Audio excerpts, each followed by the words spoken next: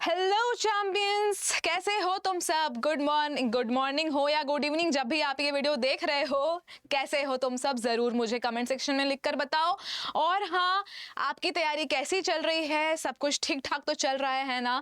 Maths के साथ साथ आपको सारे सब्जेक्ट्स पे भी फोकस करते हुए चलना है। याद रखना, मैं ये नहीं कह रही हूँ कि मैथ्स के एग्जाम से एक दिन पहले ही बैठ के सारे सब्जेक्ट्स पढ़ने लगो, बट वो 70-30 का रूल, या फिर अब उसको आप 80-20 कर सकते हो, 90-10 भी कर सकते हो, ऐसी कोई दिक्कत नहीं है। तो चलो बच्चों, बिना टाइम गवाए आज का हम क्लास शुरू करते हैं। हमारे 2 चैप्टर्स की रैपिड रिवीजन कंप्लीट हो गई है। पहला चैप्टर क्या था हमारा, अरे भाई, पहला चैप्टर हो गया, दूसरा चैप्टर हो गया, थर्ड चैप्टर पर हम आ चुके हैं और इकोनॉमिक्स का बस एक चैप्टर बचा हुआ है। उसके बाद तुरंत मैं शिफ्ट कर जाऊंगी हमारे दूसरे सब्जेक्ट पे, ऑफ एसएसटी। आपको उम्मीद है जब वर्षा मैम से, तो वर्षा मैम आपकी सारी उम्मीदें पूरी करने वाली हैं। ठीक है बच्चों, तो मुझे उम्मीद है आपने वो वन शॉट वाला वीडियो देख लिया होगा। इकोनॉमिक्स यानी कि हमारा 20 मार्क्स तो हमारे पास आ चुका है लगभग। अब बाकी के बचे हुए जो 60 मार्क्स हैं वो भी बहुत ही फटाफट हम गेन करने वाले हैं, एक एक क्लास कंप्लीट करते हुए। तो कम ऑन, कमेंट सेक्शन में सब लोग अपनी हाजिरी बनाओ, आग लगाओ और चलो देखते हैं कि क्या है इस चैप्टर में। रैपिड रिविजन करना है तो फटाफट शुरू करते हैं। वैसे इस चैप्टर का नाम क्या है, मनी एंड क्रेडिट। तो मनी से मुझे याद आया, शायद मेरे पास कुछ है। ये देखो क्या लाई हूं मैं। ठीक है बच्चों, this is obviously what you know what is this. ये है पैसा। तो क्यों पैसा करती है, क्यों पैसे पे तू मरती है। और अदर देन दैट, बाप बड़ा ना भैया, भाई सबसे बड़ा रुपया। ये दोनों चीजें तो आपने सुन ही रखी होगी। तो उसी से रिलेटेड हमारा चैप्टर है मनी एंड क्रेडिट। ठीक है बच्चों, चलो शुरू करें। सब लोग रेडी है? Come on, let's start, let's begin. Money जो चैप्टर है, मनी आखिर क्या होता है ये पैसा होता है एक medium of exchange. Medium of exchange कहने का मतलब है कि हमें कुछ भी सामान खरीदना होता है, हमें कोई भी चीज खरीदनी होती है। तो आज के जमाने में, एट प्रेजेंट टाइम्स, तो हम क्या करते हैं, हम जाते हैं शॉप पे। मेरा मन किया कुछ चॉकलेट्स खरीदने का, तो मैं गई शॉप पे, वहां पे पैसे दिए और उसके बदले में मुझे चॉकलेट्स मिल गए। मेरा मन है शॉपिंग करने का, तो मैं गई मॉल वगैरह में, शोरूम्स वगैरह में गई, वहां पे मैंने शॉपिंग कर ली। अब मुझे वहां पे पेमेंट करना है। जैसे ही मैं वहां पे अपना पैसा देती हूँ, मुझे वो सारे के सारे जितने भी मैंने शॉपिंग किए वो मुझे मिल जाता है। तो कहने का क्या मतलब है कि जो मनी है, पैसा है, वो एक मीडियम ऑफ एक्सचेंज है। Medium of exchange, it is very clearly mentioned here कि मनी क्या है, एक मीडियम ऑफ एक्सचेंज है। Money is used for several transactions and it acts as an intermediate in the exchange process. That's why, अब देखो कभी कभी है ना, बहुत ही सिंपल क्वेश्चंस, आपको लगता है कि हमारे बोर्ड एग्जाम में सिर्फ टफ ही क्वेश्चंस आएंगे, टफ, लेकिन ऐसा होता नहीं है। कभी कभार एग्जामिनर आपके दिमाग के साथ खेल जाता है। हम प्रिपेयर करके जाते हैं बहुत ही हाई लेवल के क्वेश्चन, हॉट क्वेश्चंस प्रैक्टिस करके जाते हैं, हाई ऑर्डर थिंकिंग स्किल्स, लेकिन कभी कभार वो 1-2 मार्क्स में खेल करके और सिंपल से क्वेश्चन पूछ लेता है कि मनी को आखिर हम मीडियम ऑफ एक्सचेंज कहते क्यों हैं। तो आप वहां पे ये एक छोटा सा एक लाइन लिख कर आ सकते हो, सुंदर सी राइटिंग में लिखना, money is used for several transactions. बहुत सारे ट्रांजैक्शंस के लिए मनी यूज होता है, and acts as an intermediate in the process of, in the exchange process. That's why इसे हम मीडियम ऑफ ट्रांजैक्शन कहते हैं। ठीक है बच्चों, क्लियर है, आगे चलते हैं। अब जब पैसा नहीं था तब था क्या। देखो, पैसा और मनी की जो हम बात कर रहे हैं, इस नोट की जो हम बात कर रहे हैं, ये हमारे पास पहले नहीं हुआ करता था। ये जो पेपर नोट है, ये जो करेंसी है, ये हमारे पास पहले नहीं हुआ करती थी। तो जब पैसा ही नहीं था तो हुआ क्या करता था, हमें लिखा हुआ है बार्टर सिस्टम। जी हाँ, बिल्कुल सही सुना आपने, बार्टर सिस्टम था। एक इस तरीके का सिस्टम था जिसमें कि पैसे की कोई जगह नहीं थी। वहां पे एक चीज हम लेते थे और दूसरी चीज, एक चीज लेते थे, दूसरी चीज देते थे। चीजों का आदान प्रदान होता था, वस्तुओं का आदान प्रदान होता था। और ये होता कैसे था, तो देखो, before the use of money, barter system was used to make the exchange of goods and services. barter system, जब when there was no money, जब पैसे का कोई कॉन्सेप्ट ही नहीं था, तो barter system के चक्कर में, barter system को यूज करके हम commodities का एक्सचेंज करते थे, goods का एक्सचेंज करते थे, and in this system goods were exchanged for goods. जैसे कि आप एग्जाम्पल ले सकते हो कि यहाँ पे एक अंकल हैं, एक आंटी हैं, ठीक है, इनके पास क्या है, इनके पास एक ऑरेंज है, ठीक है, और इनके पास एक बनाना है। अब इनको करना क्या है, इनके पास एक ऑरेंज है, इनके पास एक बनाना है।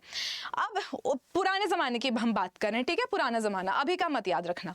तो वो ये दोनों आपस में मिलते हैं, इनको क्या चाहिए, इनको बनाना चाहिए, और जो कि बनाना इस आंटी के पास है, और आंटी के पास क्या है, बनाना है। वो किसको चाहिए, इनको चाहिए।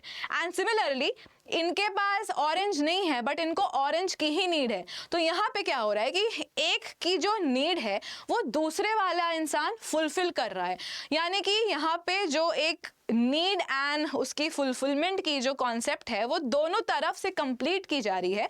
तो दोनों तरफ से जब कंप्लीट होती है तो इसे हम डबल कोइंसिडेंस ऑफ वांट्स कहते हैं। क्या कहते हैं बच्चों, double coincidence of wants. Double coincidence of wants की डेफिनेशन आज मुझे कमेंट सेक्शन में मिलनी चाहिए। मैंने कल फुल फॉर्म पूछा था, आप सबने मुझे फुल फॉर्म का भी जवाब दे दिया था। Well done, well done. पढ़ाई लिखाई बहुत अच्छे से चल रही है, उसका ईयर भी याद रखने का, ठीक है।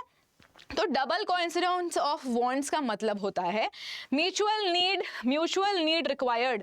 इसमें जो दो पर्सन्स होते हैं उन दोनों की नीड्स ज़रूरी होती है क्या, ताकि एक दोनों की नीड्स फुलफिल की जाए। For a trade to happen, उस ट्रेड को हैपन होने के लिए, इस आदान प्रदान को, इस एक्सचेंज को हैपन होने के लिए each person must want exactly what the other person has. अगर सपोज करो इनके पास एक एप्पल होता और इनको तो बनाना चाहिए था और इनको अपना ऑरेंज देना था, तो क्या यहाँ पे ये चीज़ हो पाती, ये ट्रांजैक्शन जो चली, जो एक दोनों ने एक्सचेंज कर लिया, एक ने ऑरेंज ले लिया और एक ने बनाना ले लिया, अगर किसी को यहाँ एप्पल चाहिए होता तो क्या वो पॉसिबल होता? बिल्कुल नहीं होता, क्योंकि फिर वहाँ पे डबल कोइंसिडेंस ऑफ वांट्स की कमी हो जाती। तो यही सारी कमियों के वजह से बार्टर सिस्टम धीरे धीरे करके खत्म होना शुरू हो गया था। सेकेंड क्या है, डिफिकल्ट टू फाइंड मैचेस। वही मैं कह रही हूँ कि मुझे जिस चीज़ की ज़रूरत है, मुझे और मेरे पास जो चीज़ है, अगर उसी चीज़ की ज़रूरत सामने वाले को नहीं होगी और तो ये ट्रांजैक्शन इम्पॉसिबल हो जाएगा। This makes exchange slow and inefficient because it's hard to find someone whose wants perfectly matches yours। ठीक है बच्चों, double coincidence of wants clear है। पहला क्या हमने समझा कि मनी क्या होता है, मनी एक मीडियम ऑफ एक्सचेंज होता है। उसके बाद हमने क्या समझा, money of exchange, medium of exchange उसको बोलते क्यों है, क्योंकि उससे इजीली हम ट्रांजैक्शन कर लेते हैं, इजीली एक्सचेंज कर लेते हैं। सेकंड, जब पैसा नहीं हुआ करता था तब क्या हुआ करता, तो तब बार्टर सिस्टम हुआ करता था। बार्टर सिस्टम क्या होता है, it is a system in which we exchange goods for goods और exchange commodities for commodities without the use of money. ठीक है, अब इसमें कुछ लिमिटेशंस थी, कुछ कमियां थी, तो वो कमी और वो लिमिटेशंस यहाँ पे लिखी हुई है। ठीक है, डबल कोइंसिडेंस ऑफ वांट्स, ये सारी चीज़ें कभी कभार क्या ऑलमोस्ट ऑल द ईयर्स ये पूछी ही जा रही हैं, एक आध नंबर क्वेश्चन में ये पूछ ली जाती हैं। ठीक है, चलो आगे चलते हैं विदाउट वेस्टिंग आवर टाइम। ऐसा नहीं है कि बार्टर सिस्टम खत्म हुआ तो तुरंत ही वो नोट आ गया हमारे पास जो मैंने क्लास के स्टार्टिंग में दिखाया था। ठीक है, तो जब बार्टर, कोई भी चेंजेस जब आते हैं ना हमारे वर्ल्ड में, तो वो धीरे धीरे वो चेंजेस आते हैं। ऐसा नहीं कि ड्रास्टिकली कोई चेंज आ जाता है। तो वो जो धीरे से चेंज आया जब बार्टर सिस्टम खत्म हुआ, बार्टर सिस्टम के बाद क्या हुआ, उसके बाद हमारे पास करेंसी आई, और करेंसी को भी अलग अलग फॉर्म्स में। यार आजकल के ज़माने में तो लोग कैशलेस घूम रहे हैं, है कि नहीं? फोन में सारे पेटीएम है, फोन पे है, सारे ऐप्स हैं, उसी से आप ट्रांजैक्शन कर लेते हो। तो वही मैं बता रही हूँ कि चेंजेस धीरे धीरे आते हैं। तो पहले क्या हुआ था, what was used before money, money के पहले क्या यूज होता था? Generally Indian use kettles and grains. Indians क्या यूज करते थे? कैटल्स एंड ग्रेन्स यूज करते थे बिफोर मनी। बार्टर सिस्टम के लगभग के अराउंड टाइम की बात हो रही है। Then came the use of metallic coins. Metallic coins क्या क्या होते थे? जैसे कि गोल्ड हो गया, सिल्वर हो गया, कॉपर कॉइन्स, ओके। एंड ये भी बहुत ज़्यादा सेंचुरी तक, ऐसा नहीं कि बहुत लंबा ड्यूरेशन था जब ये सारे कॉइन्स चल रहे थे। इनका भी एक रीज़न था। रीज़न ये था कि आपने इंट्रिंसिक वैल्यू और फिएट वैल्यू तो सुन के रखी होगी, ठीक है। एक होती है इंट्रिंसिक वैल्यू और एक होती है, इन दोनों वैल्यू का मतलब क्या होता है? अगर मैं किसी गोल्ड कॉइन की बात करूं, ठीक है, गोल्ड कॉइन की बात करूँ यार, आज के ज़माने में अभी के एट प्रेजेंट सिचुएशन में गोल्ड की वैल्यू बहुत ज़्यादा हाई है और हमेशा से गोल्ड की वैल्यू हाई रही है। अगर आप गोल्ड कॉइन बनाते हो और उसको कहते हो कि इस कॉइन की जो वैल्यू है, एक कॉइन है, ठीक है, ये एक गोल्ड कॉइन है, इसकी वैल्यू जो है वो सिर्फ 10 रुपीज़ है, ओनली 10 रुपीज़। तो क्या ये कहीं से समझ में आ रहा है? अगर मैं ओरिजिनल इस गोल्ड, ये जो एलिमेंट है इसकी मैं बात करूं तो यार एक कॉइन बहुत ज़्यादा महंगा होता है। तो वहीं पे आ जाता है ये कॉन्सेप्ट के इंट्रिंसिक वैल्यू और जो फिएट वैल्यू होती है, वहाँ पे बहुत मेजर गैप आ जाता था, जिसके चक्कर में ये गोल्ड कॉइन्स या फिर जितने भी मेटेलिक कॉइन्स थे उनका धीरे धीरे वो भी कॉन्सेप्ट खत्म होना शुरू हो गया। ठीक है, फिर आया हमारा modern form of money. Modern form of money यानी कि currency. Modern form of money include currency यानी कि paper, notes and coins. Note दिखाया है मैंने, ठीक है, सिक्के नहीं है मेरे पास।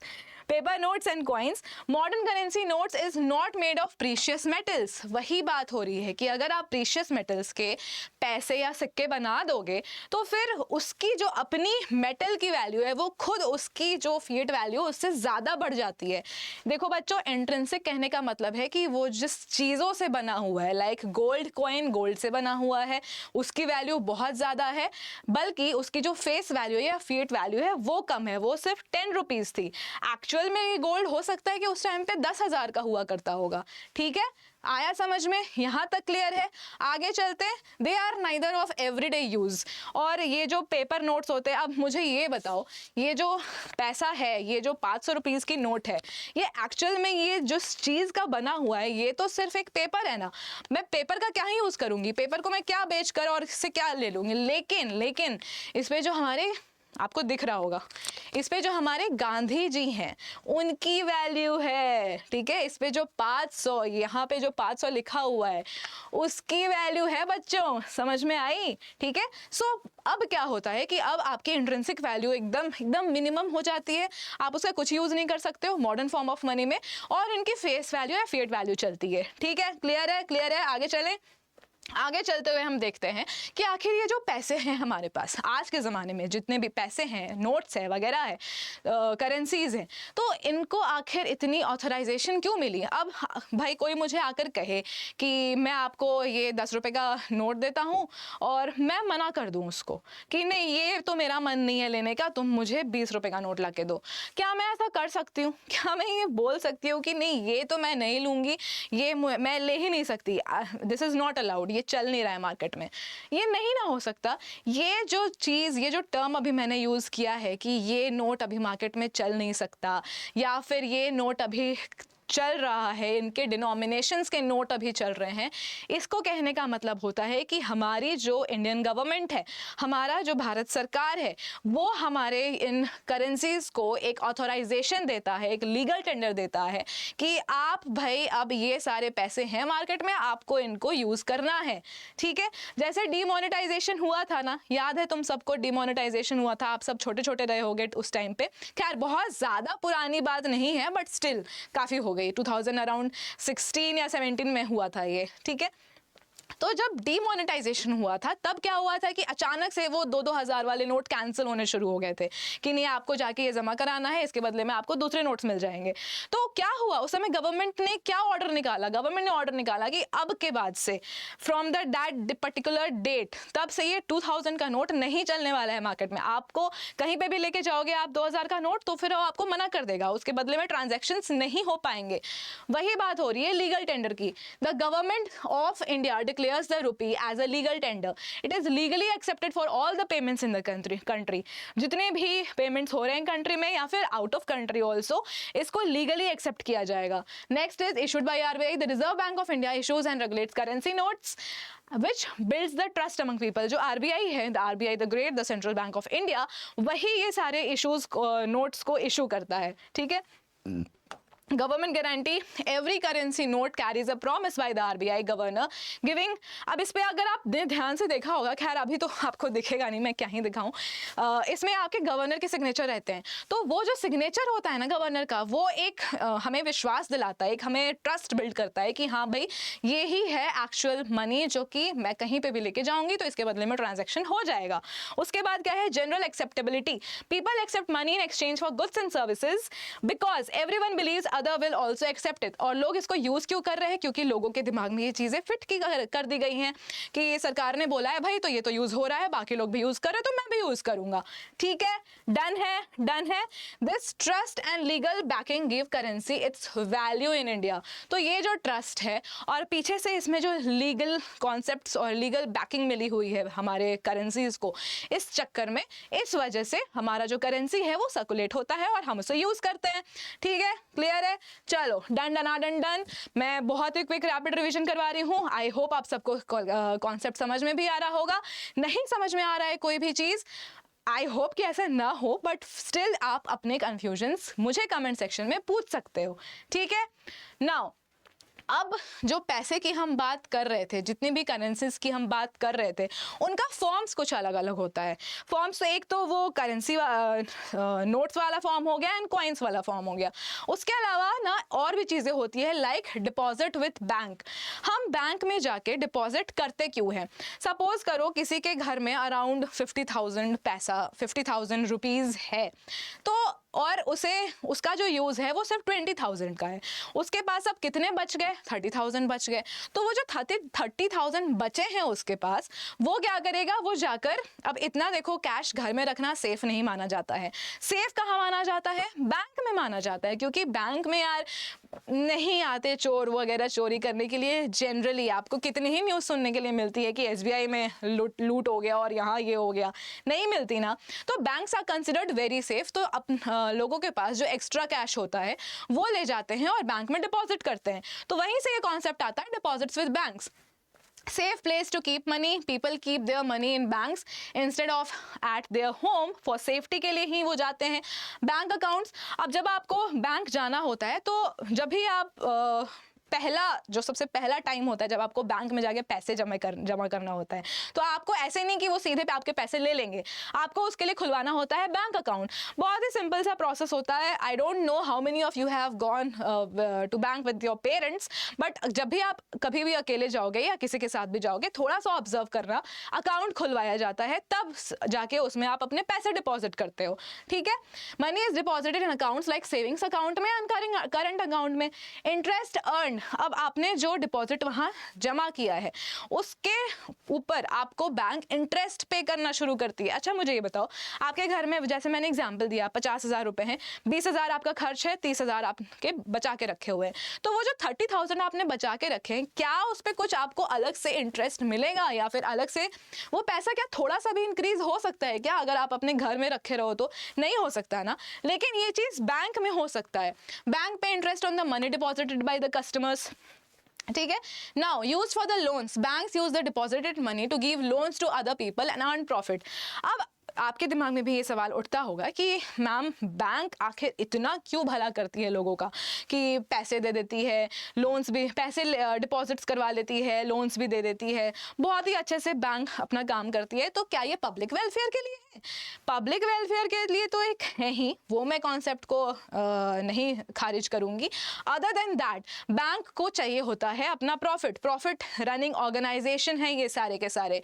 तो बैंक्स के पास जो लोग डिपॉजिट करने जाते हैं, ये आप ना अपने हायर क्लासेस में पढ़ोगे अगर आप इकोनॉमिक्स चूज करते हो कि आखिर ये कैसे ये पूरा मल्टीप्लायर की तरह काम करता है कि हम डिपॉजिट करते हैं जो बैंक में, वो बैंक के पास अमाउंट रहता है। सपोज करो किसी ने 1 लाख डिपॉजिट किया, फिर इस 1 लाख का डिपॉजिट किया, फिर बैंक ने इसको एज अ लोन किसी और को दे दिया। ठीक है, अब उस लोन पे जो बोरोवर है वो बैंक को इंटरेस्ट देगा और वहां से जो बैंक है वो इंटरेस्ट किसको देगा? डिपॉजिटर को देगा। ये कॉन्सेप्ट आगे हम अभी देखते हैं। ठीक है, Now next is easy transaction. Depositors can withdraw money anytime using checks, ATMs और ऑनलाइन बैंकिंग।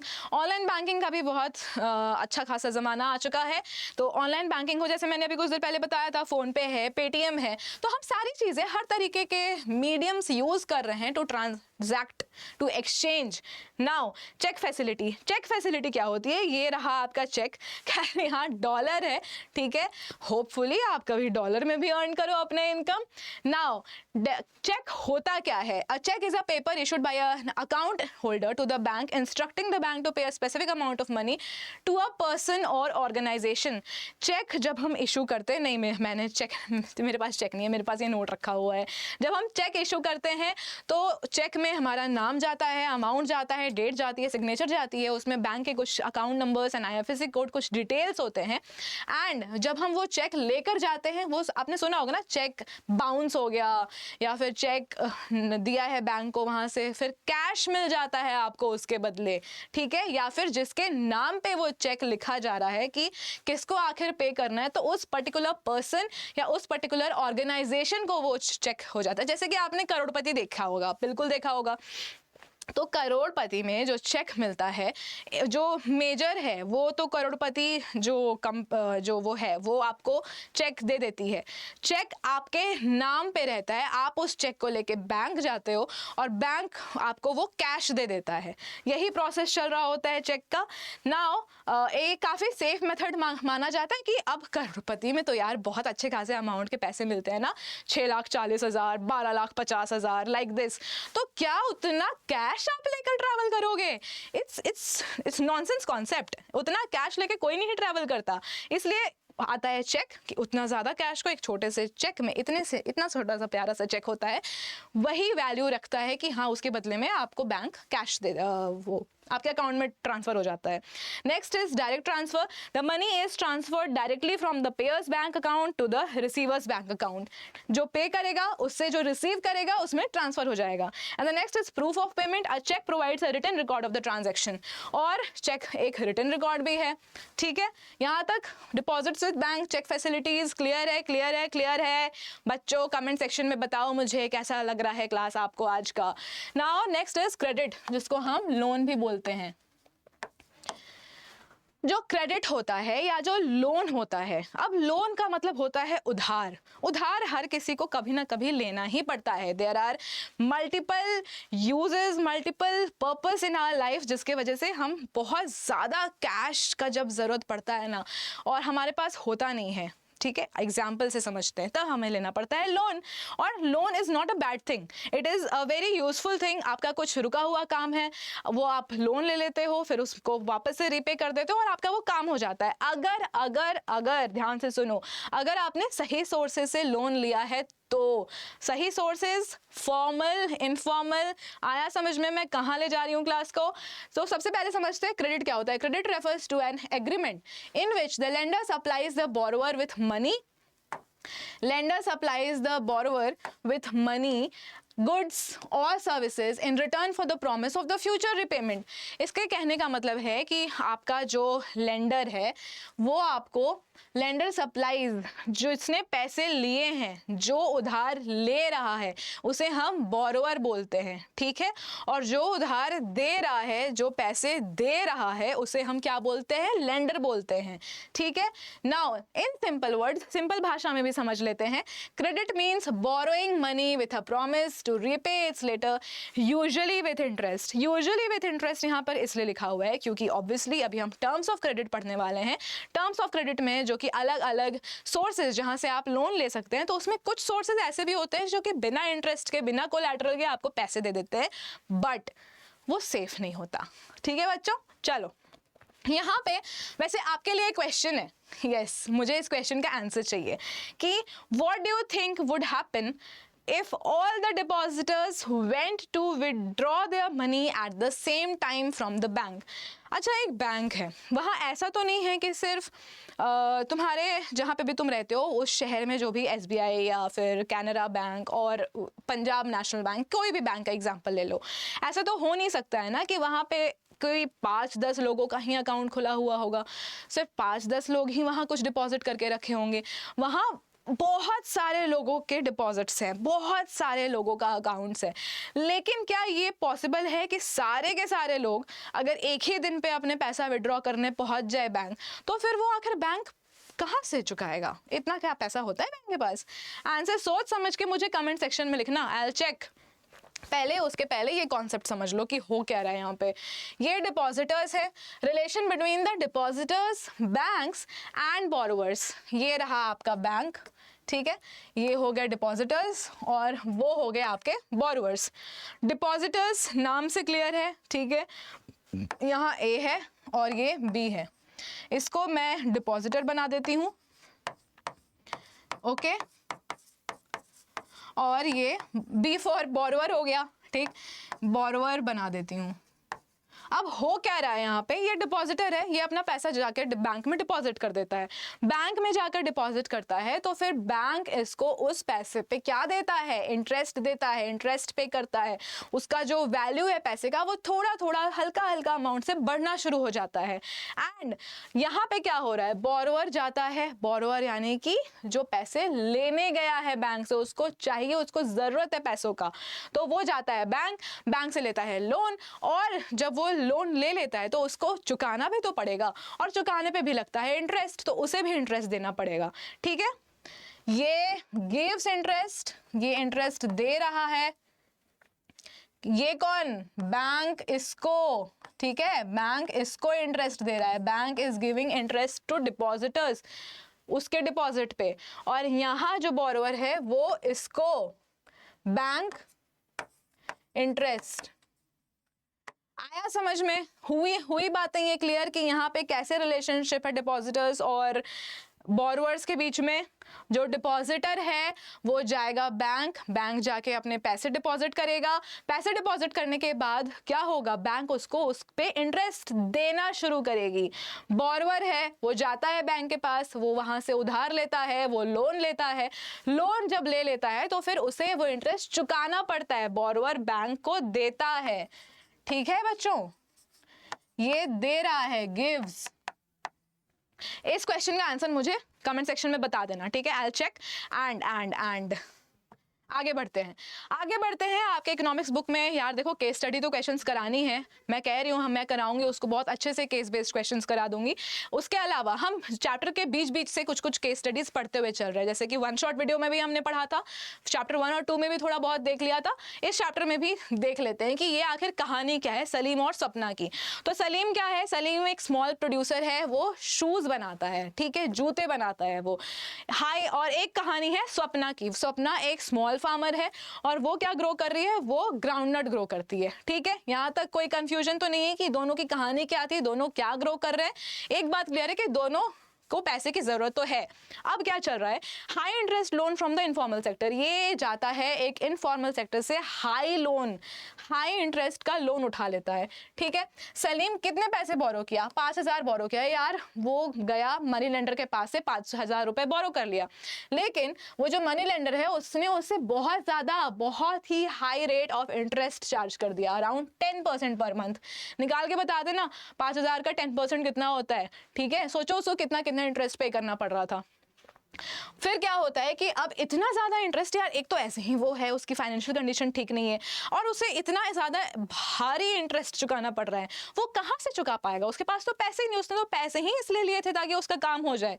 डेब्ट ट्रैप सिचुएशन, ऐसे में क्या क्रिएट होता है, डेब्ट ट्रैप सिचुएशन, डेब्ट यानी कि कर्ज, उधार, ऐसा ट्रैप की तरह सिचुएशन आपका हो जाता है कि आपने पैसे भी ले लिए, आप उसको चुका भी नहीं पा रहे हो। Due to the high interest most of his earnings went in repaying the loan, जो भी वो कमाई कर रहा था उससे, उसकी सारी की सारी अर्निंग्स, सारी तो नहीं कहूंगी, मोस्ट ऑफ द अर्निंग्स उस लोन को चुकाने में चली जा रही थी। Low income and no collateral, collateral मैंने पहले भी बताया, इनफॉर्मल सोर्सेज ऑफ क्रेडिट में कोलैटरल नहीं लिया जाता है, वो थोड़ा अच्छे बनने की कोशिश करते हैं, बहुत ज़्यादा high rate of interest charge कर लेते हैं।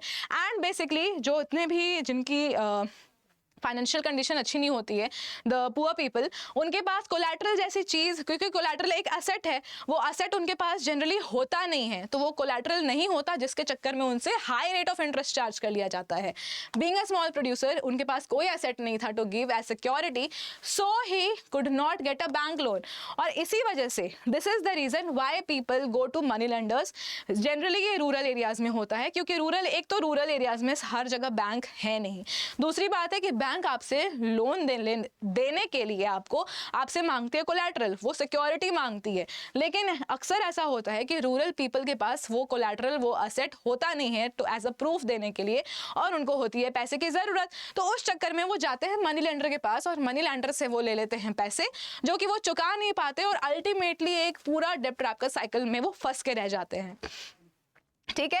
Now exploitation by the informal credit, अब वो हो तो नहीं रहा, तो वो कहता है मनी लेंडर के यार अब तुम इस तरीके से नहीं चुका रहे तो अब तुमको मेरे लैंड पे काम करके चुकाना पड़ेगा। ये बस एक एग्जांपल है। Informal sources like money lenders charge high rate of interest without regulation which Versant his financial condition. तो उस चक्कर में उसकी फाइनेंशियल कंडीशन और खराब हो गई। और ऐसा नहीं, अब देखो वहाँ कुछ ऐसा रूल्स एंड रेगुलेशंस तो है नहीं, मनी लेंडर ने ऐसा तो नहीं बोला कि तुम हर महीने मुझे इतना इतना दो। वो एट टाइम जब उसे और एक्सप्लॉइट करना होता है तो उससे और ज़्यादा वो rate of interest high charge करना शुरू कर देता है। सो ओवरऑल इस सलीम की कहानी से हमें क्या पता चलता है कि इनफॉर्मल सोर्स ऑफ क्रेडिट यानी कि मनी लेंडर्स वगैरह is not a good source. लेकिन क्योंकि हमारे जो रूरल एरियाज है उसकी हालात ऐसी है जिसकी वजह से वो इसी डेब्ट ट्रैप में फंसे रह जाते हैं most of the people. Swapna का एक स्मॉल फार्मर है जो कि ग्राउंडनट ग्रो कर रही है, लोन फ्रॉम मनी लेंडर और फॉर फार्मिंग। वो फार्मिंग के लिए लोन लेती है, मनी लेंडर से जाती है। उसे लोन क्यों चाहिए? उसे चाहिए अपने seeds, fertilisers and pesticides buy करने के लिए। तो she was also very low level income of earning type की जो फार्मर थी। उसके पास भी क्या नहीं था, उसके पास भी पैसे नहीं थे। वो जाती है मनी लेंडर के पास, क्यों जाती है, क्या लेना है उसको? उसे सीड्स, फर्टिलाइजर्स एंड पेस्टिसाइड्स खरीदने हैं। क्रॉप फेलियर, अब देखो वो ये सोची कि मैं ये सारी चीज़ें खरीदूंगी और अपने पूरे खेत में लगा दूंगी, लेकिन हो जाता है क्रॉप फेलियर। अब क्रॉप फेलियर होगा या नहीं होगा ये तो उसे नहीं पता था ना। मौसम खराब हो गया, बारिश आ गई, बाढ़ आ गई, कीड़े लग गए, बहुत सारे रीजन होते हैं किसी भी क्रॉप फेलियर के। इस चक्कर में क्या हुआ कि वो उसने जो सोचा था वो तो वो पे नहीं कर पाई, उसका उल्टा हो गया उसके साथ। हर crop was poor because of the drought, सूखा पड़ गया। सोचो, फोर्स टू सेल लैंड, उसे अपनी जमीन तक बेचने पड़ी क्योंकि उसने वो लोन, वो उधार लिया था। किससे लिया था? मनी लेंडर से लिया था। And to sell a part of a land to repay the डेब्ट, रिस्क ऑफ इनफॉर्मल क्रेडिट। तो कुल मिला के बात ये है बच्चों कि इनफॉर्मल क्रेडिट का जो ये पूरा सर्कल है, पूरा साइकिल है, this is not good, this is very very dangerous. इंसान के खेत, जमीन सब कुछ बिक जाती है। ठीक है, इसके बाद हम आते हैं इनफॉर्मल और फॉर्मल के डिफरेंस पे। उसके पहले आप यहाँ देखो टर्म्स ऑफ क्रेडिट क्या होता है। टर्म्स ऑफ क्रेडिट का मतलब होता है कंडीशंस, वो सारे कंडीशंस जिस पे लोन दिए जाते हैं। They include interest rate. समझ गए ना बच्चे इंटरेस्ट रेट क्या होता है? आप जाते हो बैंक से लोन लेने के लिए और आपको मिलता है लोन पे चार्ज होते हैं कुछ इंटरेस्ट। वो इंटरेस्ट का अमाउंट आपको मंथली चुकाना पड़ता है। ठीक है, now it comes collateral. Collateral एक असेट होता है। असेट यानी कि आज एज अ सिक्योरिटी बैंक के पास वो कोलैटरल जमा कर देते हो, उनके पेपर्स, उनके डॉक्यूमेंट सबमिट कर देते हो। क्यों होता है ये? क्योंकि यार बैंक को भी लॉस नहीं झेलना ना। बैंक अगर लॉस झेलेगा तो वो कमाएगा कैसे? वो पब्लिक वेलफेयर के लिए तो बैठा नहीं हुआ है।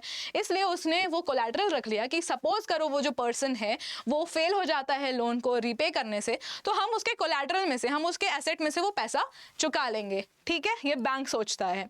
Like land, house, vehicle, gold, ये सारी चीजें एग्जांपल्स भी है आपके पास। क्या क्या है? लैंड है, गोल्ड है, व्हीकल है। ठीक है, documentation requirements, the documents required to get the loan such as identity proof. अब यार आपको कहीं पे भी डॉक्यूमेंटेशन तो रिक्वायर्ड होती ही है। क्या क्या देना पड़ता है आपको? आधार कार्ड, आपकी आइडेंटिटी प्रूफ, कुछ वोटर आईडी वगैरह, प्रॉपर्टी के पेपर्स, ये सारी चीज़ें सबमिट करनी पड़ती हैं। Other than that, mode of repayment. Mode of repayment कहने का मतलब है कि आप वो पैसा चुका कैसे रहे हो। तो चुका कैसे रहे हो? मंथली इंस्टॉलमेंट सबसे जो कॉमन वे है वो मंथली इंस्टॉलमेंट होता है। लमसम पेमेंट कि सपोज करो आपके पास अच्छी खासी अर्निंग है, आपके पास 6 महीने में काफ़ी ज़्यादा अमाउंट आपने सेव कर लिया है, इकट्ठे जाके वो आप अपने बैंक में डाल देते हो और उसको कहते हैं हम लमसम पेमेंट। ठीक है, कि इकट्ठे मैंने इतने डाल दिए, वहाँ से वो जो लोन का अमाउंट था हल्का सा डिडक्ट हो गया, अब मुझे हर महीने इतना थोड़ा सा कम इंटरेस्ट देना पड़ेगा। लमसम अमाउंट का फ़ायदा होता है। Types of credit management. Types of credit management का मतलब होता है बच्चों की क्रेडिट हम ले कहाँ से रहे, हमें उधार दे कौन रहा है, कौन दे रहा है? Bank, money lenders, employers and cooperatives. यहाँ जो एक पाई चार्ट बनी हुई है, इस पाई चार्ट में यही बताया गया है कि sources of credit for rural house holds. ये रूरल हाउस होल्ड्स के बारे में है, जो लोग गांव में रहते हैं, विलेजेस में रहते हैं। तो वहाँ पे देखो सबसे ज़्यादा अगर मैं बात करूँ तो सबसे ज़्यादा एक कोऑपरेटिव सोसाइटीज़ है और एक कमर्शियल बैंक्स हैं, ठीक है। मनी लेंडर सबसे ज़्यादा हैं, 30% ऑफ मनी लेंडर्स, सबसे ज़्यादा रूरल एरियाज़ में मनी लेंडर से ही पैसे लिए जाते हैं, ठीक है। कुछ ट्रेडर से भी ले रहे हैं, कुछ अपने रिलेटिव्स एंड फ्रेंड्स से भी ले लिया, लैंडलॉर्ड से ले लिया। Commercial banks and cooperative societies बच्चों वो होती है कि एक ही प्रोफेशन के लोग, लाइक कुछ अगर सपोज करो शू मेकर्स हैं, या फिर कुछ लोग हैं जो कि एक फार्मर का एक पूरा सर्कल, एक पूरा ग्रुप बना के रखा हुआ है उन्होंने, तो आपस में ना कोऑपरेटिव सोसाइटीज़ बना लेते हैं to help other people or to help the people of their groups only। वो आपको कम रेट ऑफ इंटरेस्ट पे, उनका भी काफ़ी फॉर्मल तरीके से चलता है, वो आपको एक्सप्लॉइट नहीं करते हैं, ठीक है। डन है, डन। आगे बढ़ें, आगे है हमारा सेकेंड लास्ट टॉपिक, ठीक है बच्चों, भागना मत, क्योंकि वीडियो के एंड तक बने रहना। वीडियो के एंड में मैं कुछ बताने वाली हूँ आपको, स्टे ट्यून्ड।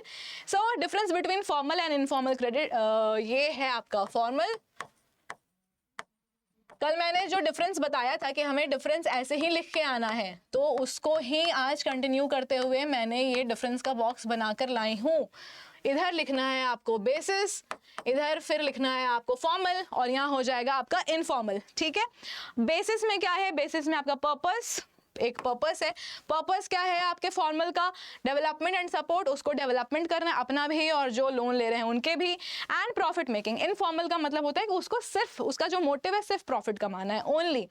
एग्जाम्पल्स क्या हो गए, बैंक्स हो गई, कोऑपरेटिव सोसाइटीज हो गई, ठीक है। इसमें एग्जाम्पल्स हो गए money lenders, friends and families. अब फ्रेंड्स एंड फैमिलीज भी कभी कभी उनका भी यही मोटिव होता है जब वो आपको लोन देते हैं, sometimes, I am not telling always, sometimes, कि हाँ उनको प्रॉफिट मिल जाए थोड़ी बहुत। Regulations, supervised by RBI, unregulated. ये जो फॉर्मल है उसको सुपरवाइज कौन कर रहा है, आरबीआई करता है। आरबीआई के रूल्स एंड रेगुलेशन से सारी चीजें हो रही होती हैं, यहाँ कोई रूल्स एंड रेगुलेशंस नहीं होते, इसी वजह से मनी लेंडर्स आपको इतना एक्सप्लॉइट कर सकते हैं। इंटरेस्ट रेट, यहाँ एक लो एंड रीजनेबल इंटरेस्ट रेट होता है। रीजनेबल कहने का मतलब है कि हाँ आपको भी लगेगा कि हमसे सही चार्ज किया जा रहा है, कुछ ज़्यादा नहीं चार्ज हो गया। यहाँ पे हाई एंड एक्सप्लॉइटेटिव। कोलैटरल यहाँ बहुत ज़रूरी है, फॉर्मल में collateral is very very necessary, बिना कोलैटरल के आपको बैंक लोन देगा ही नहीं, एंड जनरली नॉट रिक्वायर्ड, ठीक है। आगे बढ़ते हुए हम अपने सेल्फ हेल्प ग्रुप्स पे चलते हैं। सेल्फ हेल्प ग्रुप्स एक 15 to 20 वुमेन का जनरली एक ग्रुप होता है, मोस्टली रूरल वुमेन। इसमें क्या होता है, members save small amount of money, एक अपना वो पूल बना लेती है, एक अपना फंड्स क्रिएट करना शुरू करती हैं, और जिनको भी ज़रूरत रहती है उस चीज़ की, जिनको भी अचानक से कोई ऐसी नीड आ जाती है, उसको हेल्प कर देते हैं ये ग्रुप के सारे मेंबर्स वो फंड देकर। Small loans are given to the members from this fund. After regular savings self help groups get loans from the banks. कुछ रेगुलर सेविंग्स के बाद इनको बैंक भी लोन देना शुरू कर देती है। Loans are provided without collateral, इसमें आपसे इस ग्रुप में कोई भी कोलैटरल नहीं मांगेगा, but this is a very good thing, this is a thing which helps people, help in women empowerment and rural development, reduce dependence on the money lenders. ये किया ही इसलिए गया क्योंकि मनी लेंडर्स ना बहुत एक्सप्लॉइट कर रहे थे, इसलिए उन्होंने सोचा कि चलो हम रूरल एरियाज़ में, अब वो बैंक के पास तो जाएंगे तो उनसे कोलैटरल मांगा जाएगा, तो आपस में एक ऐसा ग्रुप बनाते हैं जहाँ पे सारे अच्छे अच्छे लोग हो, एक दूसरे का हेल्प करने का मोटिव हो, एंड सबका काम भी हो जाए। नेक्स्ट आते हैं हम अपने आरबीआई पे। RBI the father of the banks, we can say it, yes, and it is the Reserve Bank of India. मुझे कमेंट सेक्शन में एक और चीज चाहिए, रिजर्व बैंक ऑफ इंडिया को एस्टेब्लिश कब किया गया था और इसके सबसे पहले गवर्नर कौन थे, ठीक है। It controls the regulates banking system and money supply in the country. ये बैंकिंग सिस्टम को पूरा रेगुलेट करता है, मनी सप्लाई को कंट्रोल करता है कि मार्केट में अभी फिलहाल में कितने पैसे होने चाहिए, और विड्रॉ भी कर लेते हैं ये मार्केट से, ठीक है। नाउ फंक्शंस इसके क्या हैं, it supervises the working of all the banks in India. सारे बैंक को, when I said it that, when I told you Reserve Bank of India is the father of all the banks, that means he supervises, वो सारे banks को supervise कर रहा है। It issues currency notes except ₹1 note। अब ये 1 note, ये आपके दिमाग में क्वेश्चन जरूर आएगा कि ये जो ₹1 का नोट है वो आरबीआई क्यों नहीं जनरेट करता है मैम, सारे तो वही इश्यूज कर रहे हैं, तो इसको कौन इशू करते हैं, बताऊंगी, थोड़ा तो क्यूरियस रहो। थोड़ा क्यूरियस रहो। It controls the flow of money and credit in the economy.